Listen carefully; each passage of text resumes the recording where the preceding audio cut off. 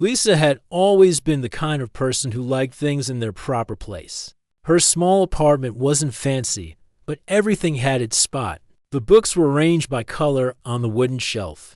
Her dad built for her. Her collection of coffee. Mugs from different cities sat perfectly lined up in the kitchen cabinet. Even her throw pillows were positioned just right on the old couch she'd bought secondhand. But loved dearly, people often called her organized, but Lisa knew it was more than that.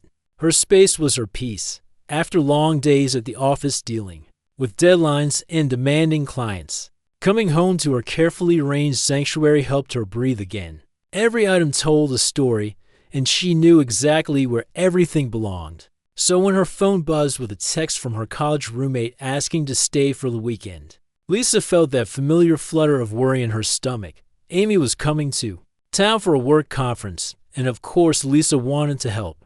They'd been friends for 8 years, sharing late-night study sessions, weekend adventures, and countless inside jokes.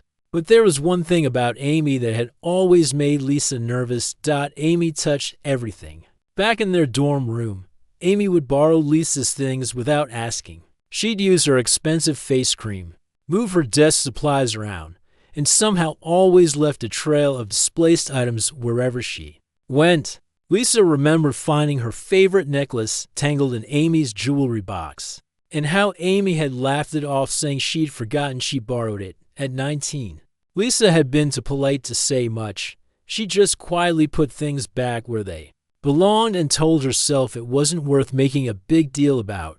But now, at 27, Lisa had learned to value her boundaries. She'd worked hard to create this peaceful space, and she wasn't the same quiet girl who let things slide anymore. When Amy knocked on the door that Friday evening, Lisa opened it with a genuine smile. Amy looked exactly the same, with her wild, curly hair and bright energy that could fill any room. She carried an enormous duffel bag and immediately started looking around the apartment with obvious curiosity. "Oh my goodness, Lisa, this place is so cute." Amy dropped her bag right in the middle of the entrance and started walking around, her hands already reaching toward the decorative items on the side table. "Look at all these little treasures you've collected." Lisa watched as Amy's fingers hovered over a small glass figurine her grandmother had given her. This was the moment. She could either speak up now or spend the entire weekend worried about her belongings. Taking a deep breath, Lisa decided to be direct but friendly. "Amy, I'm so happy you're here, and I want you to feel comfortable. But I need to ask you something important, and I hope you won't think I'm being weird about it." Amy turned around, still smiling. "What's up? Please don't touch my things. I know that might sound strange, but I've arranged everything exactly how I like it, and it really helps me feel calm when everything stays in its place. It's nothing personal. It's just how I need my space to be." For a moment, Amy's expression shifted slightly, her eyebrows raised, and she let out a small laugh. "Seriously? Lisa, it's me. We lived together for 2 years. I'm not going to break anything." Lisa felt her cheeks warm, but she pressed on. "I know you're careful, but it's not about breaking things. It's just that I really need my space to stay organized. It helps me relax." Amy shrugged and picked up her bag. Okay, I get it. You've become one of those super neat people." She said it with a teasing tone, but Lisa caught something else. Underneath, a hint of dismissal, like the request wasn't really being taken seriously. As Amy settled in, Lisa noticed her friend's eyes constantly scanning the room. They lingered on the vintage record collection by the window, the small succulent garden on the kitchen counter, and the antique music box that had belonged to Lisa's great-grandmother. It was the kind of look Lisa recognized from their college days. The look that usually came before Amy would pick something up to examine it more closely.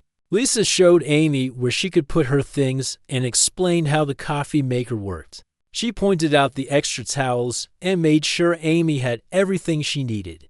But even during this simple tour, Lisa found herself gently redirecting Amy's hands away from items. When Amy reached for a ceramic bowl to admire it, Lisa quickly said, "Oh, that's just something I picked up at a little shop downtown." When Amy started to flip through a photo album on the coffee table, Lisa casually mentioned dinner plans to distract her. By the time they sat down with takeout from their favorite Thai restaurant, Lisa was already feeling exhausted from the constant vigilance. Amy seemed completely normal, chatting about her job, her recent dating adventures, and asking about Lisa's life. But Lisa couldn't shake the feeling that her clear request had been heard, but not really accepted. During dinner, Amy got up to get more water and automatically started opening kitchen cabinets, looking for a glass. "Where do you keep the cups?" she called out. "Second cabinet on the right," Lisa replied.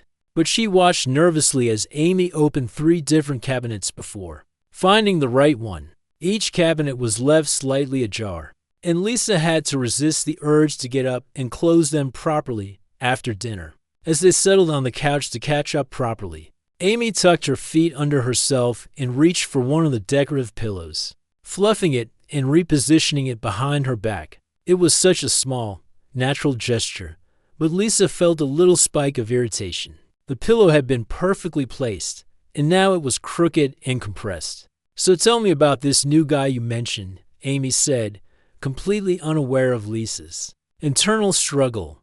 Lisa tried to focus on the conversation, but part of her mind was cataloging all the small changes Amy had already made to her space. The cabinet doors, the pillow, the slight smudge on the glass coffee table where Amy had set down her water glass. Without using a coaster dot as the evening went on, Lisa realized that this weekend was going to be a test. She clearly communicated her boundary, but Amy seemed to treat it as more of a suggestion than a real request. Lisa found herself wondering if she was being unreasonable, if she should just relax and let things slide like she used to. But then she looked around at her carefully created sanctuary and remembered why these boundaries mattered to her. This wasn't about being controlling or uptight. This was about having a space where she could truly feel at peace. And if she couldn't maintain that in her own home, where could she? The weekend had just begun, and already Lisa could sense that her patience was going to be tested in ways she hadn't expected. She went to bed that night hoping that maybe Amy would remember her request and respect it. But deep down, she had a sinking feeling that the next 2 days were going to be much more challenging than she'd hoped. Lisa woke up Saturday morning hoping for the best. Maybe Amy would remember the conversation from the night before. Maybe today would be different. She made her usual morning coffee and found Amy already awake, scrolling through her phone on the couch. "Good morning, sunshine," Amy called out cheerfully. "I hope you don't mind. I helped myself to some coffee. I couldn't figure out your fancy machine, so I just used what was already made." Lisa looked toward the kitchen and felt her heart sink a little. The coffee maker was still on, which she never left running. The sugar container was sitting on the counter instead of in its designated spot in the cabinet. Small things, but they were adding up already. "No problem at all," Lisa said, forcing a smile. "Did you sleep okay? Like a baby? Your place is so cozy." Amy stretched and accidentally knocked over one of the couch pillows with her elbow. She picked it up and tossed it back, but it landed in the wrong spot, upside down from how Lisa had arranged it. Lisa bit her tongue. It was just a pillow. She could fix it later. After breakfast, Amy announced she wanted to take a shower before they went out for the day. "Mind if I borrow some of your shampoo? I forgot to pack mine." "Of course," Lisa said, though she wondered how someone forgets shampoo for a weekend trip. "There's a bottle in the shower caddy." 20 minutes later, Amy emerged from the bathroom with wet hair, looking refreshed. But when Lisa went to use the bathroom herself, she discovered that Amy had used nearly half the bottle of her expensive salon shampoo, the one she'd been carefully rationing, because it cost $40. Not only that, but Amy had left the cap off, and the thick liquid had dripped down the side of the bottle onto Lisa's clean shower shelf. Lisa stood there for a moment, staring at the mess. She'd asked Amy not to touch her things, and while shampoo wasn't exactly what she'd meant, it still felt like a violation of the spirit of her request. But how do you complain about someone using too much shampoo without sounding petty? She cleaned up the mess and decided to let it go. Later that morning, while Lisa was getting dressed, Amy wandered around the living room like she was in a museum. Lisa could hear her moving around. And when she came out of the bedroom, she found Amy holding her grandmother's antique music box. "Amy, please put that down," Lisa said, trying to keep her voice calm. "That's very old and delicate." "Oh, relax. I'm just looking at it. It's so pretty." Amy wound up the tiny key on the bottom, and the delicate melody began to play. "Listen to that. It's like something from a fairy tale." Lisa watched in horror as Amy's thumb left a clear fingerprint on the polished wood surface. "Amy, I asked you not to touch my things, remember?" Amy looked up with an innocent expression. "It's just a music box, Lisa. I'm not going to hurt it." "Look, it's fine." She set it down, but not in the exact spot where it had been. The music box now sat at an angle, slightly closer to the edge of the shelf than Lisa was comfortable with. "I know you wouldn't hurt it on purpose," Lisa said, carefully moving the music box back to its proper position. "But I really meant what I said yesterday about not touching things." Amy rolled her eyes playfully. "You're being way too serious about this stuff. It's not like I'm throwing things around. I'm just admiring your collection." The word collection bothered Lisa. These weren't just decorative items to be admired. They were her belongings, her memories, her carefully curated space. But she could see that Amy genuinely didn't understand why this mattered so much to her. When they got back from lunch that afternoon, Lisa suggested they watch a movie. Amy immediately grabbed the remote and started flipping through channels. But she also reached for Lisa's collection of essential oil bottles that sat on the side table.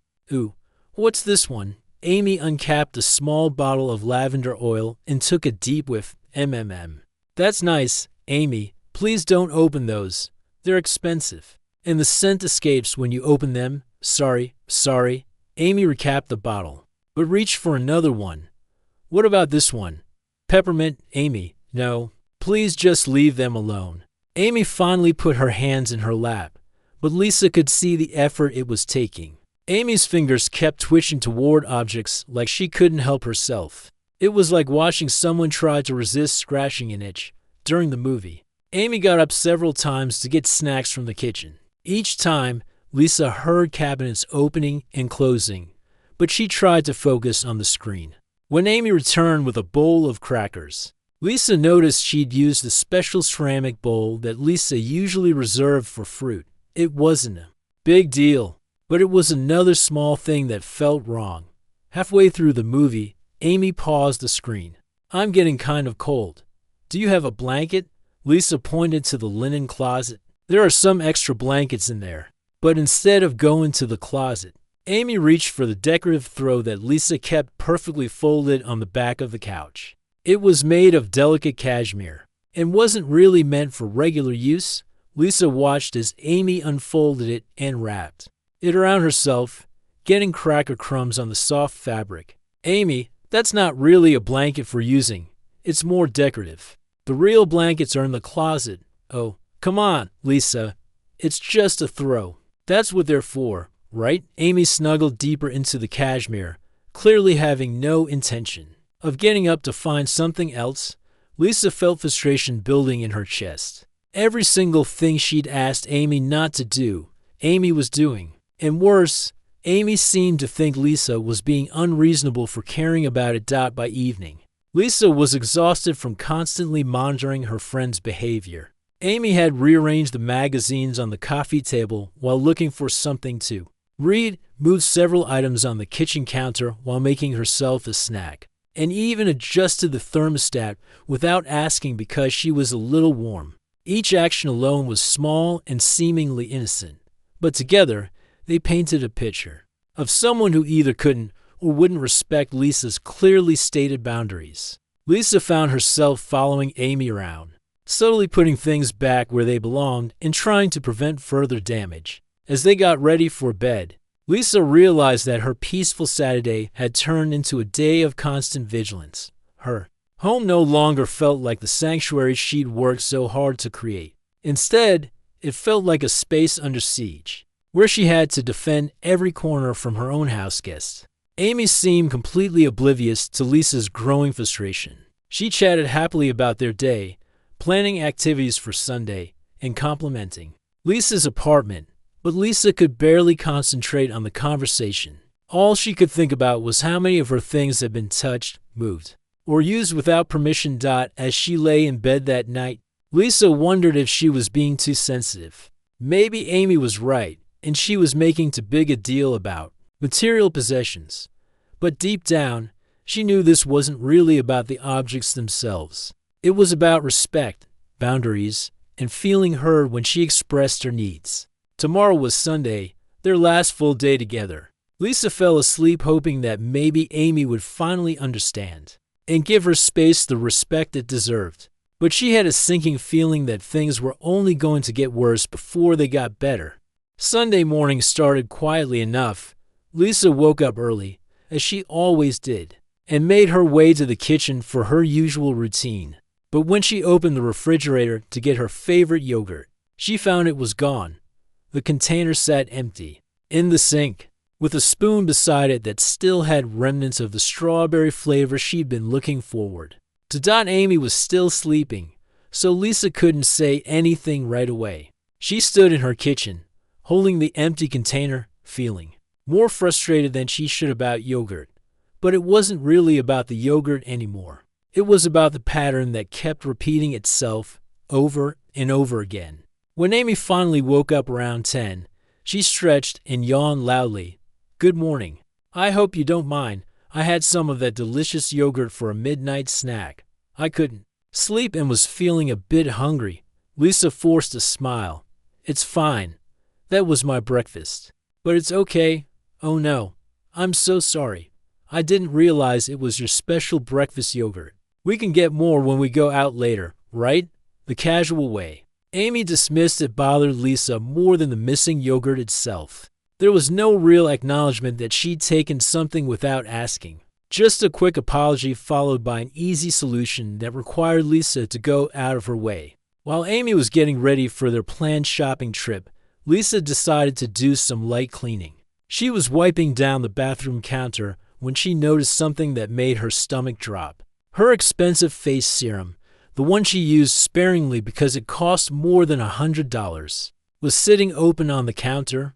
The pump had been used multiple times, judging by the amount missing from the bottle. When Amy came out of the bathroom, Lisa was holding the bottle. "Amy, did you use this?" Amy glanced at the bottle and nodded casually. "Oh yeah, I noticed it last night when I was washing my face. My skin felt so dry from traveling. And that looked really fancy. It worked great. My skin feels amazing this morning." Lisa stared at her friend, Amy. "This cost $120. I use one tiny pump every few days to make it last." "Really? Wow, that's expensive. But it's really good stuff. No wonder your skin always looks so nice." Amy seemed genuinely surprised by the cost, but there was no real remorse in her voice. "I probably used like 3 pumps. Sorry, I didn't know it was that pricey." 3 pumps. That was nearly a week's worth of product for Lisa. She felt her hand shake slightly as she screwed the cap back on the bottle. "Amy, I specifically asked you not to touch my things. This is exactly what I was talking about." "Come on, Lisa. It's face cream. Friends share stuff like that. Besides, I didn't know it was so expensive. If I had known, I would have asked first." But that was the problem, Lisa realized. Amy should have asked first regardless of the price. The fact that she only felt bad after learning the cost showed that she still didn't understand. The real issue, later. That afternoon, Lisa needed to run to the grocery store to pick up a few things for dinner. She debated asking Amy to come with her, but Amy was comfortable on the couch, reading one of Lisa's magazines, so Lisa decided to go alone. It would give her a chance to clear her head, and maybe buy some replacement items for the things Amy had used up. "I'll be back in about an hour," Lisa said, grabbing her keys. "Take your time. I'm perfectly happy here," Amy replied, not looking up from the magazine. Lisa should have realized that leaving Amy alone in her apartment was a mistake. But she needed some space to breathe and think, so she left anyway. When she returned an hour later, Lisa immediately sensed something was different. The apartment felt somehow altered. like someone had been moving through it freely while she was gone. She set her grocery bags on the kitchen counter and started looking around. The first thing she noticed was that several items on her bookshelf had been moved. Her small collection of ceramic figurines were in slightly different positions, and one of her books was lying flat instead of standing upright with the others. Amy was still on the couch, but now she was wearing one of Lisa's cardigans. Amy, is that my sweater? Amy looked down at the soft blue cardigan she was wearing. Oh, this? Yeah, I got a little cold while you were gone, and I saw this hanging in your closet. It's so soft. Where did you get it? Lisa felt her jaw clench. Her bedroom closet. Amy had gone into her bedroom and gone through her clothes while she was away. Amy, you went through my closet. I just needed something warm. I hope that's okay. I was really cold, and I remembered seeing some sweaters in there yesterday when you were showing me around. Yesterday, when Lisa was showing her around, she had briefly opened the closet to hang up Amy's jacket. It wasn't an invitation to browse through her clothing. Please take it off, Lisa said quietly. Amy looked surprised. Really? It's just a sweater. I'll give it back. Please take it off now. Something in Lisa's tone must have gotten through, because Amy finally stood up and removed the cardigan. But as she handed it back, Lisa could smell Amy's perfume on the fabric. The sweater would need to be washed before Lisa could wear it again. As Lisa hung the cardigan back in her closet, she noticed other signs that Amy had been exploring. A few hangers were pushed to one side, as if someone had been flipping through the clothes. Her jewelry box was slightly askew on the dresser, and the lid wasn't quite closed all the way. When she returned to the living room, she found Amy had moved on to examining Lisa's collection of vintage postcards, handling each one individually. Amy, please put those down. I'm just looking at them. These are so cool. Where did you get all of these? Put them down, please. Amy finally set the postcards back in their box, but Lisa could see they weren't in the same order she'd left them. Some were facing the wrong direction, and others were out of chronological sequence. The rest of the afternoon felt tense. Every time Lisa left the room, even just to use the bathroom, she worried about what Amy might touch or move while she was gone. She found herself making excuses to stay in the same room as her friend, which was exhausting and made her feel like a prison guard in her own home. During dinner preparation, Amy offered to help, but her version of helping involved reorganizing Lisa's spice rack to be more efficient and moving cooking utensils to different drawers where they made more sense. Each change required Lisa to remember new locations for her own belongings. When Amy suggested they order takeout instead of cooking, Lisa agreed immediately. She couldn't handle watching Amy rearrange her kitchen any further. As they sat eating Chinese food from containers, Amy chatted cheerfully about their weekend together, seemingly unaware of the tension that had been building all day. She talked about how comfortable and homey Lisa's apartment was, how much she enjoyed being there, and how they should do this more often. Lisa nodded and made appropriate responses. But inside she was counting the hours until Amy's departure. The next morning, her peaceful sanctuary had been systematically invaded, despite her clear requests for boundaries. Worse yet, Amy seemed to genuinely believe she wasn't doing anything wrong. That night, as Lisa lay in bed listening to Amy move around in the living room, she realized that this weekend had taught her something important about friendship and respect. Some people, no matter how clearly you communicate your needs, will continue to do exactly what you've asked them not to do, and they'll make you feel like you're the unreasonable one for caring about it. Tomorrow couldn't come soon enough. Monday morning arrived with a sense of relief for Lisa. Amy's train was scheduled to leave at 2 in the afternoon, which meant just a few more hours of managing her friend's behavior. Lisa woke up early, as usual, and quietly made her coffee, hoping to have a peaceful moment before Amy got up. But when she walked into her living room, she froze. Amy wasn't on the couch where she'd been sleeping. Instead, Lisa could hear sounds coming from her home office, a small room she used for work and personal projects. The door, which Lisa always kept closed, was wide open. Lisa's heart started beating faster as she approached the room. What she saw made her feel sick to her stomach. Amy was sitting at Lisa's desk, using her laptop computer. The screen was open to Lisa's email account, and Amy was scrolling through messages like she was reading her own mail. Lisa's work documents were scattered across the desk, clearly having been moved around. Her personal notebook, where she wrote down private thoughts and ideas, was open beside the keyboard. Amy, what are you doing? Lisa's voice came out sharper than she intended. Amy looked up casually, as if nothing unusual was happening. Oh, hey, good morning. I hope you don't mind. I needed to check my work email really quickly. My phone died overnight, and I have an important meeting first thing when I get back. I was just using your computer for a second. Lisa stepped closer and saw that Amy wasn't looking at work emails at all. She was reading through Lisa's personal messages, including a conversation with her sister about family issues that were supposed to be private. Amy, those are my personal emails. Please close the laptop right now. Relax. I wasn't reading anything important.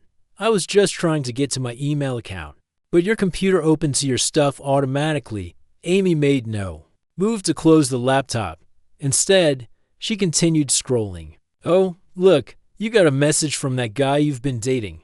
Do you want me to read it to you? No, Amy, close it now. Lisa reached over and shut the laptop herself. Her hands shaking with anger and disbelief, Amy finally seemed to realize that Lisa was truly upset. Okay, I didn't realize you were so private about your email. I was just trying to check one quick thing. But Lisa's attention had moved to the rest of her desk. Her drawer, which she always kept locked, was sitting open.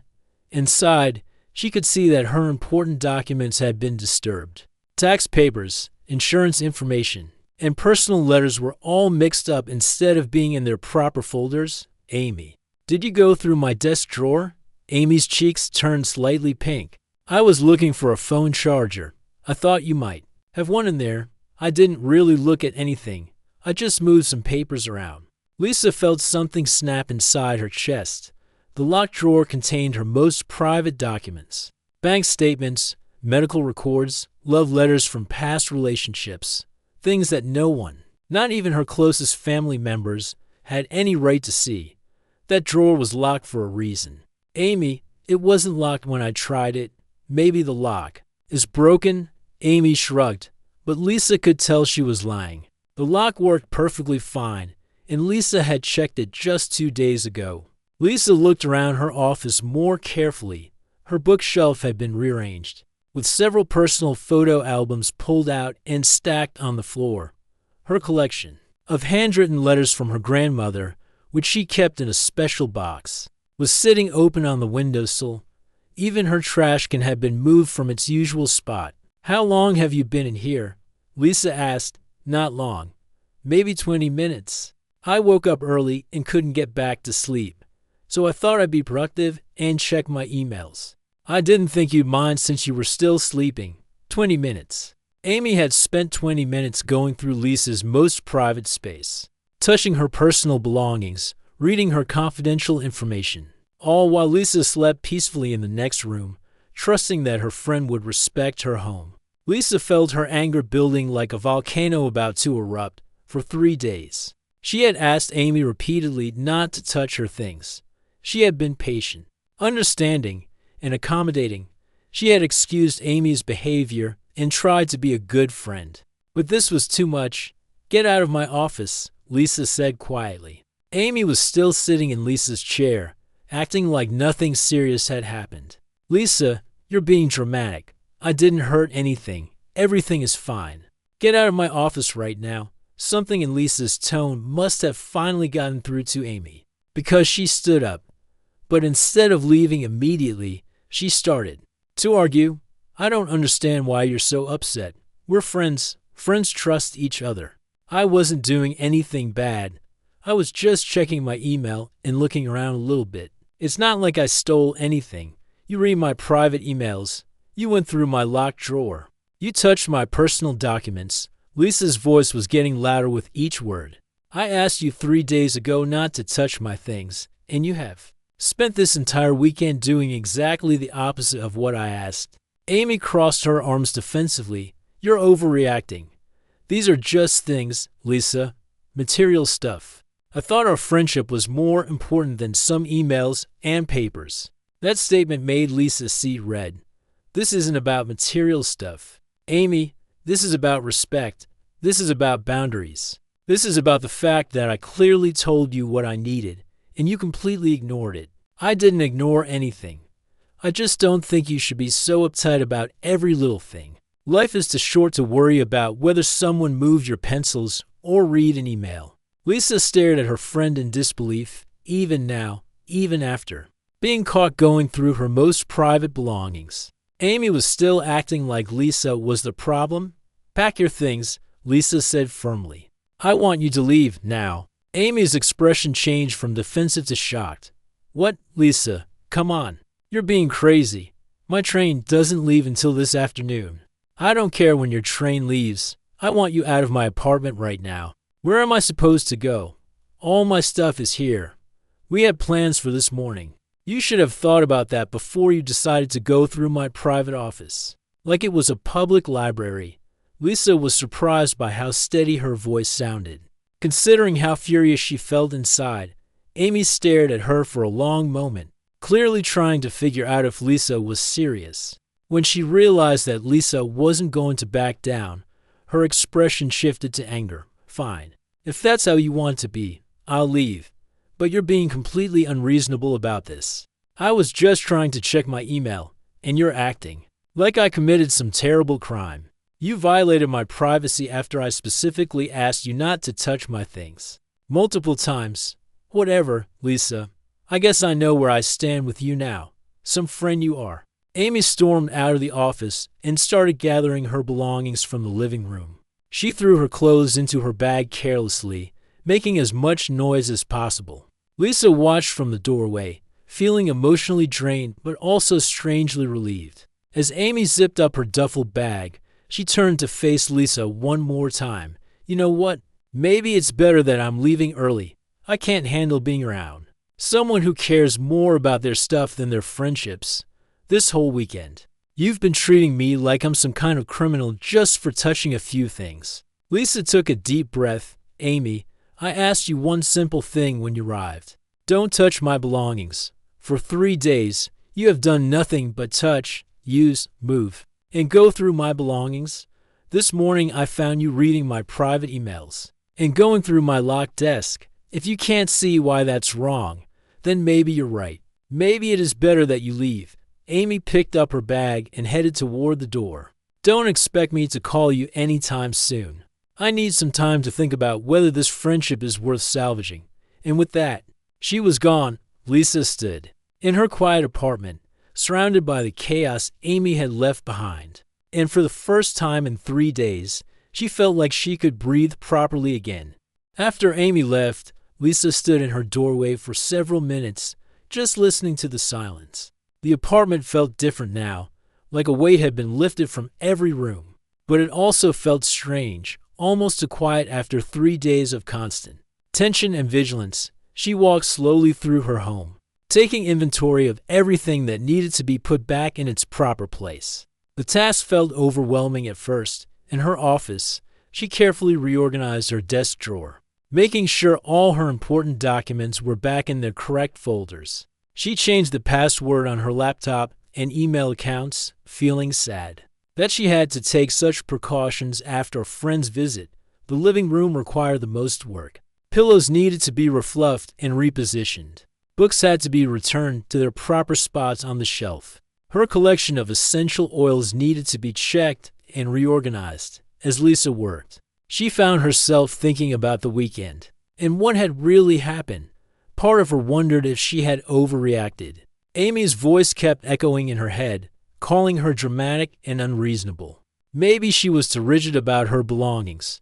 Maybe normal friends did share things more freely. For a moment, doubt crept in, and Lisa questioned whether she had been too harsh. But then she remembered the feeling of finding Amy in her office, reading her private emails. She thought about the expensive face serum that was nearly empty after one use. She recalled the violated feeling of discovering that her locked drawer had been opened. and her personal documents disturbed. No, she realized she hadn't overreacted. She had finally reacted appropriately. Over the next few days, Lisa found herself enjoying her space in a way she hadn't appreciated before. Every morning, she woke up knowing that her coffee mug would be exactly where she left it. Her books remained in their assigned spots. Her bathroom products stayed at the level she expected. These small certainties brought her a peace she hadn't realized she'd been missing. But the real test came when her phone started buzzing with messages from mutual friends. The first call came from Jessica, a college friend who had stayed in touch with both Lisa and Amy over the years. "Hey, Lisa, I just got off the phone with Amy, and she's really upset about what happened this weekend. She said you kicked her out of your apartment over something small. What's going on?" Lisa found herself in the uncomfortable position of having to defend her actions. Amy had clearly told her side of the story first, and it didn't sound like the version Lisa remembered. It wasn't over something small, Jessica. "I asked her not to touch my belongings, and she spent the entire weekend doing exactly that. The final straw was finding her going through my private office and reading my personal emails." "Really? That doesn't sound like Amy. She said you were upset about her using some face cream and borrowing a sweater." Lisa realized that Amy had told a very edited version of events, leaving out the most serious violations and making it sound like Lisa had lost her mind over minor inconveniences. "Jessica, she went through my locked desk drawer and read my private emails without permission. That's not a small thing." There was a pause on the other end of the line. "Oh, she didn't mention that part." More calls and messages followed over the next week. Some friends seemed to understand Lisa's position once they heard the full story. Others remained skeptical, having only heard Amy's version of events. A few mutual friends seemed to side with Amy completely, suggesting that Lisa was being too controlling and that real friends should share everything.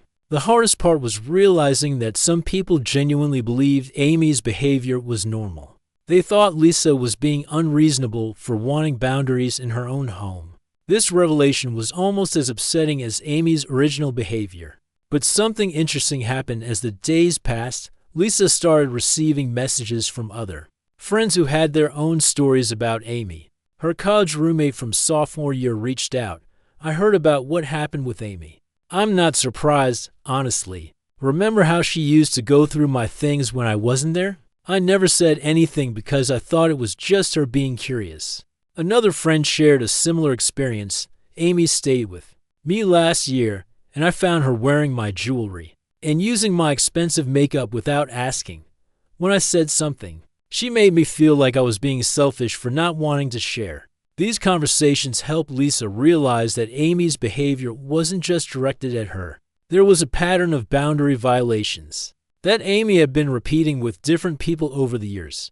Most of her friends had simply tolerated it or found excuses for it, but no one had ever confronted her directly about it. Lisa also discovered something else during this time.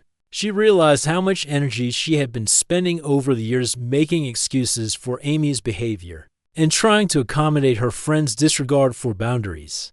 Not just during this visit, but in their entire friendship. She thought about times when Amy had borrowed clothes and returned them damaged, used Lisa's expensive products without replacing them, and generally treated Lisa's belongings as community property. 3 weeks after Amy's departure, Lisa received a text message that surprised her. "Lisa, I've been thinking about what happened and I want to talk. Can we meet for coffee?" Lisa stared at the message for a long time before responding. Part of her was curious about what Amy wanted to say. Had she realized that her behavior was wrong? Was she ready to apologize and acknowledge Lisa's boundaries? They met at a neutral coffee shop downtown. Amy looked uncomfortable, fidgeting with her coffee cup and avoiding eye contact at first. "I've been talking to some of our friends," Amy began, "and I'm starting to understand that maybe I didn't handle things well at your apartment." Lisa waited, hopeful that this might be the conversation she'd been hoping for. "But I still think you could have handled it better too," Amy continued. "You didn't have to embarrass me by kicking me out like that. We could have talked about it like adults. Lisa felt her heart sink. Even now, Amy was trying to make this partially Lisa's fault. There was no real acknowledgement of the serious boundary violations. Just a vague admission that maybe she didn't handle things well. Amy, I did try to talk to you about it multiple times. I clearly stated my boundaries on the first night, and I reminded you throughout the weekend when you crossed them, but you never explained why it was such a big deal to you. If I had understood how serious you were about it, I would have been more careful. Lisa realized in that moment that Amy still didn't get it. She still thought this was about Lisa being unclear or overly sensitive, rather than about Amy choosing to ignore clearly stated boundaries. The fact that I asked you not to touch my things should have been enough, Amy. I shouldn't have had to explain why or justify my request. It was my home and my belongings. Amy looked frustrated. I guess we just see friendship differently. I believe friends should be able to share things freely without all these rules and restrictions. And I believe friends should respect each other's boundaries, especially when they're clearly communicated. They finished their coffee in uncomfortable silence as they were leaving. Amy made one last attempt. So are we okay? Can we put this behind us and move forward? Lisa looked at her friend, someone she had shared so many memories with over the years. She felt sad, but also clear about what needed to happen. Amy, I care about you, but I don't think we can be close friends anymore. We have very different ideas about respect and boundaries, and I can't keep putting myself in situations where my needs aren't heard or valued. Amy's face showed surprise and hurt. You're really going to end our friendship over this? I'm ending our friendship because you've shown me that you don't respect my boundaries, even when I communicate them clearly. And today confirmed that you still don't understand why that's a problem. As Lisa walked home that day, she felt a mixture of sadness and relief. Losing a long-term friendship was painful, but she also felt proud of herself for standing firm in her values. She had learned something valuable about the difference between being kind and being a pushover. Months later, Lisa's apartment remained her peaceful sanctuary. She had other friends visit, people who naturally respected her space and belongings without being asked. She realized that healthy friendships didn't require constant vigilance or emotional exhaustion. Sometimes she missed the good times she'd shared with Amy over the years, but she never missed the feeling of having her boundaries constantly tested and violated. She had learned that protecting her peace and maintaining her standards wasn't selfish or unreasonable. It was necessary for her well-being and self-respect. Lisa's home was more than just a place to live. It was a reflection of her values, her hard work, and her right to feel safe and comfortable in her own space. And she would never again apologize for protecting what mattered to her.